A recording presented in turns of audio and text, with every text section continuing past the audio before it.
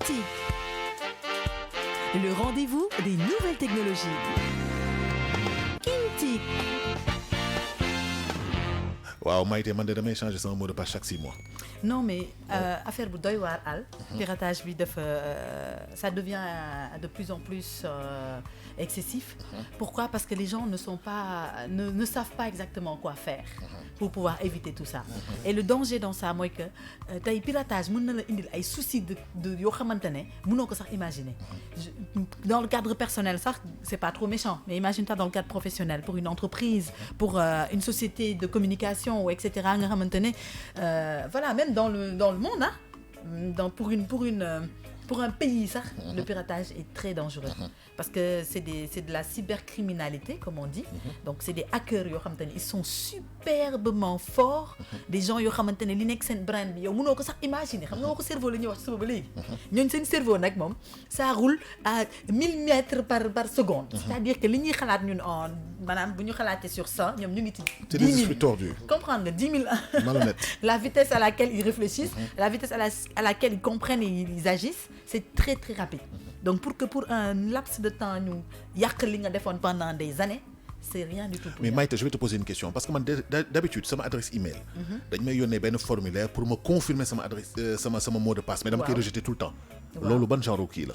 Alors déjà loolu c'est très dangereux parce que par exemple tey boo xoolee au départ les sites n'avaient pas autant de sécurité de système de sécurité parce que il y avait pas encore ces soucis de piratage, etc. excessif. Quand ils ont constaté que maintenant ça devenait de plus en plus excessif parce que les hackers arrivent carrément à dugg ci seen pare-feu yi, détruire seen pare-feu yi, jaar ci seen code maanaam ci serveur bi la ñuy dem directement détecter li ñu xam te ne moom mooy tax ñu mën a atteindre réseau bi nekk ci biir yëpp yàq ko. Ils se sont dit il faut qu'ils se protègent. Alors la manière de se protéger c'est très simple parce que ñoom tamit nit ku nekk ci a un droit. Le droit à la confidentialité, le droit à la sécurité, etc. Donc ñoom ce qu'ils font c'est juste envoyer des pop-up maanaam des mails de sécurité yoo xam dañ lay wax procédure à faire. À toi maintenant de choisir. Si tu acceptes, tu suis la procédure qu'ils t'ont dit en faisant des codes de sécurité, ay mots de passe, ay affaires yu noonu yoo xam te ne ñoo lay permettre ñoom ñu sécuriser la sa compte derrière.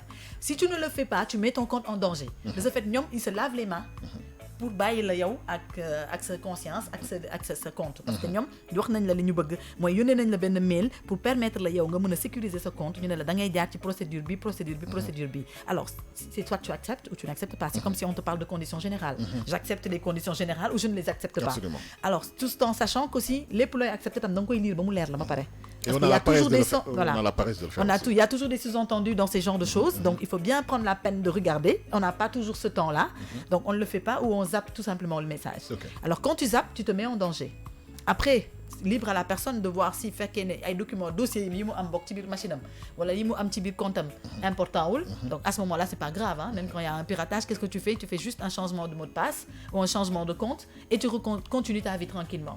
Mais il y a certaines personnes qui sont carrément dans le cadre professionnel ou qui ont besoin de leur mail, de leur adresse mail ou même peu importe de leur compte, que ce soit Facebook, Twitter, Instagram, etc.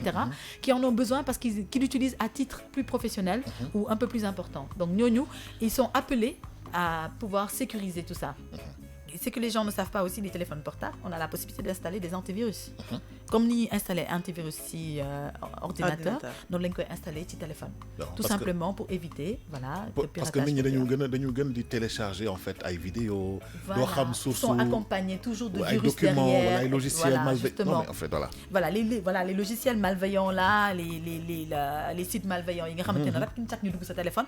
Da ngay gis sax parfois téléphone jékki-jékki ñu jënd téléphone bu bees même pas un mois téléphone commencé bëgg. fay dina génneel ay yëfu dof. am na xam day fay téléphone bi dafa dof bu yàggee sax nga dóor ko ci mur bi pour mu réagir.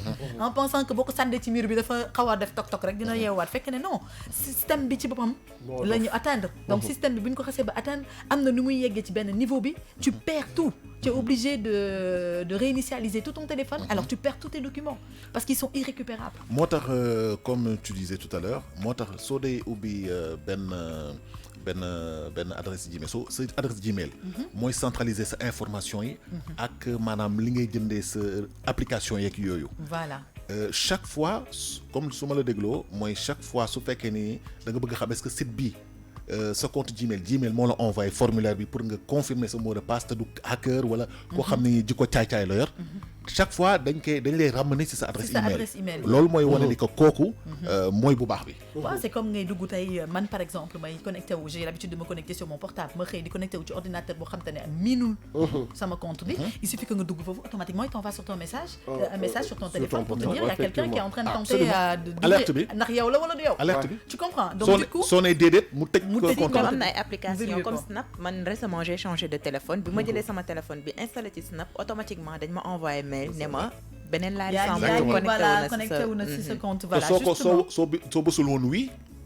waaw day bloqué ba pare aussi dañ ma demandé ndax ñu annuler Snap be ci téléphone bi ma jëkkoon a yor ma ne oui voilà ñu doog a mën a installer c'est pareil pour les autres comme Instagram etc c'est toujours la même procédure hein c'est comme sur WhatsApp où si tu ne sauvegardes pas tes données tu as de fortes chances boo ñëwaatee pour nga récupérer données yi mu nekk problème l'initialisation bi ça prend du temps ak yooyu noonu parce que day vérifier wala ci suuf ndax yow la wala du yow exactement et puis surtout il faut surtout tamit mail de synchronisation bi mu nekk benn adresse Gmail wala Yahoo wala voilà justement donc ça veut dire qu'aujourd'hui les gens il faut qu'ils prêtent beaucoup attention à ça parce qu'il y a des gens qui sont de très mauvaise foi et ce que les gens ne comprennent pas on a vu le cas avec les WhatsApp qui sont ñi nga xam te dañuy dugg ci WhatsApp u jàmbur jël fa ay données partagé waat ko yaa ngi fàttaliku l'histoire qu'il y a eu il y a pas longtemps avec la personne qui allait dugg ci Snap jàmbur ci WhatsApp jàmbur jël fa ay éléments jël ko partagé ko affaire bi def le tour et ça a été un truc de dingue un scandale de ouf donc juste pour dire aux gens que ne c'est du système informatique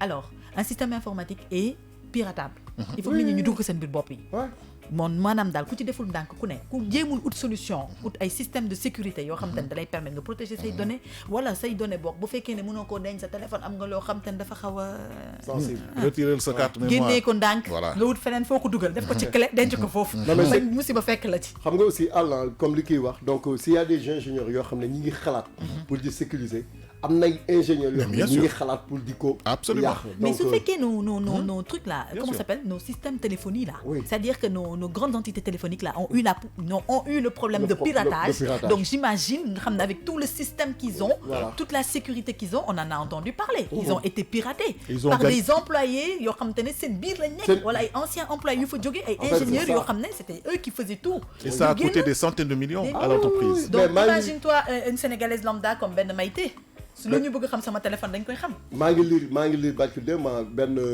benn kiiwu bon je vais pas faire la publicité mais ji def transfert d'argent yi. mais le gars ci système bi mu def 300 millions la leen jëlal. oui mais loolu yàgg na fi. oui yàgg na fi te en général nag loolu dafa am ñoo xamante ne bëgguma sax tudd seen tur mais am na ay étrangers yoo xamante ne ñoom leen féetale. mais ñoom la et puis ils sont tellement mais ils sont pas les seuls man je suis pas d'accord parce que moi je connais des jeunes ici à Dakar. qui sont superbement calés. ñoo xamante ne gis nga li ñu sañ a def étranger sax sañu ko. dëgg la tu fais quand tu vas en France quand tu vas en Europe il y a des Sénégalais qui sont là-bas des jeunes qui sont des étudiants là-bas dañuy jàpp système bancaire tubaab yi di leen racket di ñëw di indi ay matériel fii Sénégal di ko fi jaay alors que c'est du matériel volé là-bas. loolu di nga si ñëwaat loolu moom di nga si ñëwaat. voilà donc c'est juste pour dire les étrangers certes parce que ñoom ñoo fës ñoo fi dëkkul mais il y a des jeunes qui font partie de nous des Sénégalais qui sont capables de faire certaines choses mais ce sont des personnes tout juste de mauvaise foi parce que je me dis que nit ki defal li ngay def da bàyyi jàmbur yi nayal nit ñi seen jàmm parce que tu pirates le compte de quelqu'un mais nga yàqal ko loo xamante ne tey jii nii moom. addunaam la waaw xam nga. piratage daal baaxul.